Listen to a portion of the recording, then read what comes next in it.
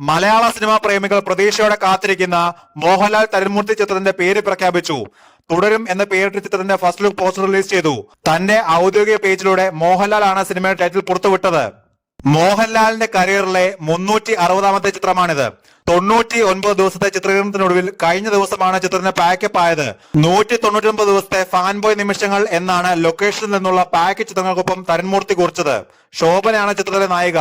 15 വർഷത്തിന് ശേഷമാണ് മോഹൻലാലും ശോഭനയും ഒരുമിച്ചെത്തുന്നത്. രജപുത്രയുടെ ബാനറിൽ എം രഞ്ജിത്താണ് നിർമ്മാണം. ഷൺമുഖം എന്ന സാധാരണക്കാരനായ ഒരു ടാക്സി ഡ്രൈവറെയാണ് മോഹൻലാൽ ചിത്രത്തിൽ അവതരിപ്പിക്കുന്നത്. ഭാര്യയും മക്കളുമുള്ള അധ്വാനിയായ ഒരു ഡ്രൈവറാണ് ഷൺമുഖം. കുടുംബത്തെ ഏറെ സ്നേഹിക്കുന്ന ഒരു കുടുംബനാഥൻ, നല്ല സുഹൃത്ത് ബന്ധങ്ങളുള്ള നാട്ടുകാരുടെ പ്രിയപ്പെട്ടവനായ ഒരു ടാക്സി ഡ്രൈവർ.